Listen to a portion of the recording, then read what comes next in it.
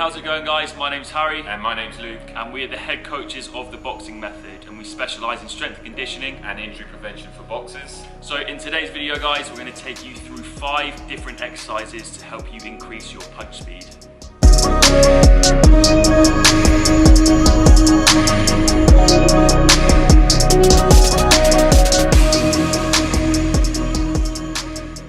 Okay, so the first exercise we're going to be performing is called the Landmine rotational press. Now this exercise is really effective for the boxing community because we're working on that interconnected chain efficiency, so how well you can develop velocity through that kinetic chain, so through the ankles, through the knees, through the hips, all the way up to the shoulders. It also has a good correlation to punch hand speed. We're also looking at hip integrity, so a boxer who is unable to internally to externally rotate is not going to be able to absorb and redirect force in the way that we'd like. And we've seen this with our boxers, they lack that hip dexterity, shall we say, so it's severely impacting their punch impact force. So Harry's just going to go through the exercise now. So as you can see, he starts with his feet at around about shoulder width apart. He's going to grab it with one arm, so we're working a little bit on unilateral strength there, and then he's going to develop as much velocity as possible and get that bar working in that transverse plane. So if you'd like to perform the repetition now, Harry. So as you can see, he's working on that rotation through the right hip, and he's also working on leg extension strength. We've recently put up a post about leg extension strength, so make sure to check that out on our IG. If you lack leg extension strength, then your punch impact force is severely going to be impacted along with hand speed. Okay, so now I'm going to stop talking and just let Harry take you through a couple of repetitions.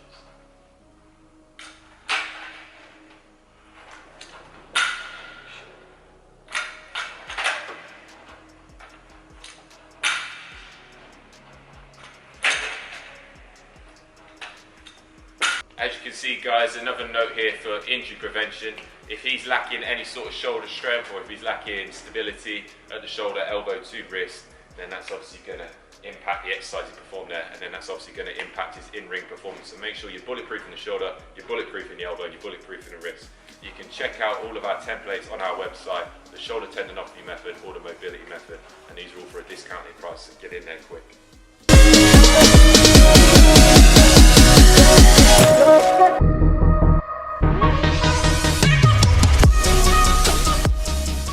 So guys, we're going to take you through the hex bar deadlift jump. So the reason why we're doing hex bar deadlifts is because it keeps the weight to the center of gravity, and it helps actually maintain an upright position for the lifter here.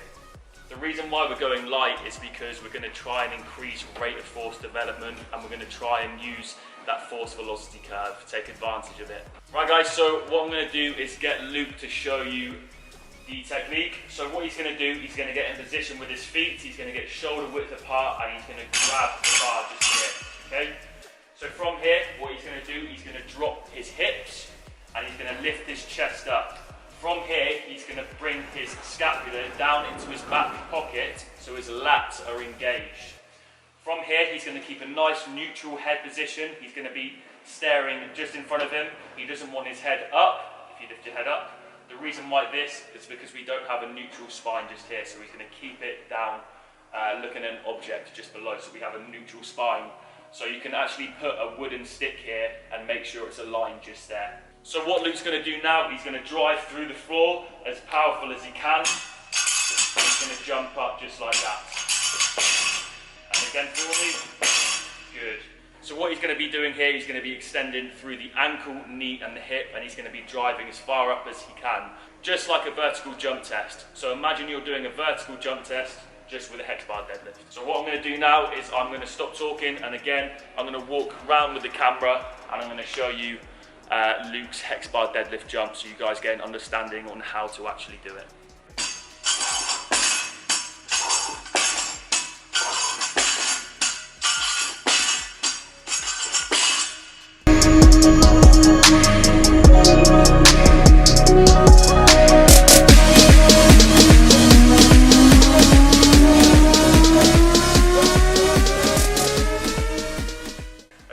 So Coach Harry is going to go through the third exercise, which is the med ball slam variation.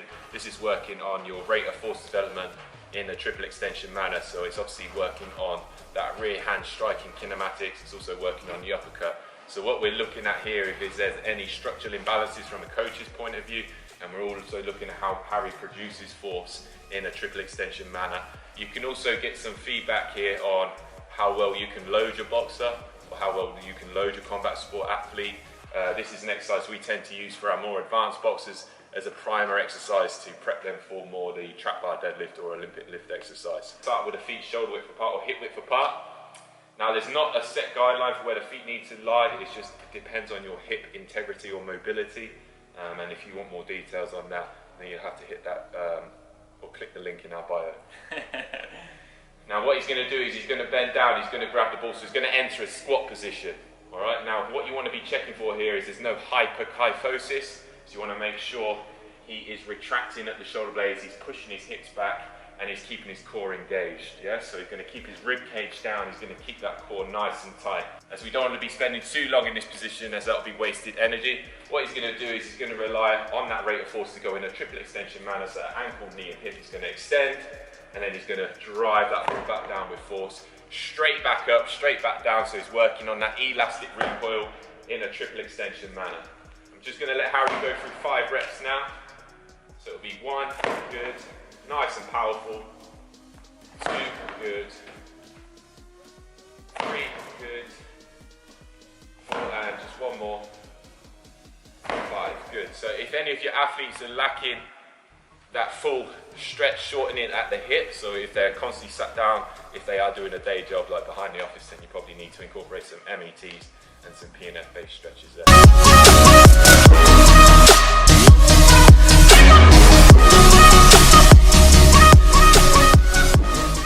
So what we're going to do is take you through the med ball ballistic throw.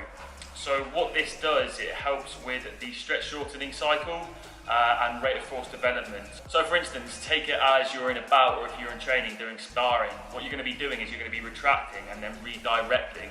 So this actually correlates to this exact exercise because we're going to be doing the same exact movement. So guys, with this exercise, we're predominantly working the pectorals and the anterior deltoid. So what we're going to do is get into the exercise. I should say, again, you need a partner for this. You can do it by yourself, but in fact, if you do it by yourself, you're going to be throwing the ball up, but it's going to go in different directions, whereas I'm just going to be dropping it down for Luke, so it's going to be in the same direction, so you won't have to be trying to catch it from all over your body. So what I'm going to do, stand up on the bench. So the reason for this is because Luke's got a further distance to throw, so he's going to be using a lot more power to get it back up to me. So what I'm going to do now is hold it in front of me. I'm going to drop it down to Luke. He's going to catch it and throw it back up to me. Yep. So as you can see what Luke's doing there, he's trying to have less contact time on the ball as possible, again, to really take advantage of that stretch shortening cycle. And again, we're going to go through 4 more repetitions to make it 5. Yep. Yep. 2 more. Up. 1 more. Good. And that is the med ball ballistic throw.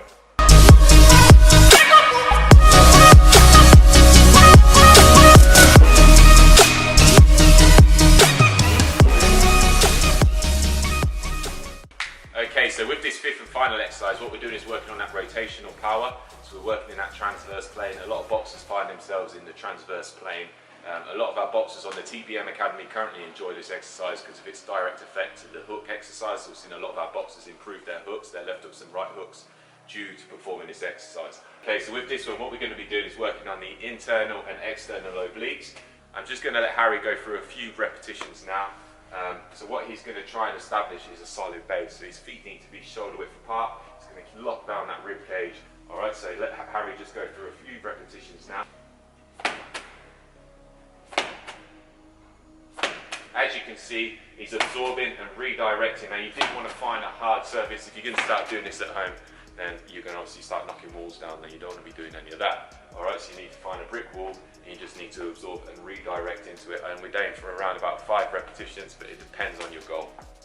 Right guys, so that concludes today's video. I really hope you enjoyed it. So we went over 5 different exercises you can use to increase your punch speed. If you really like this content, be sure to hit that subscribe button, comment down below what you thought of the video, and press that like button. You can also find us on Instagram at The Boxing Method. See you on the next one.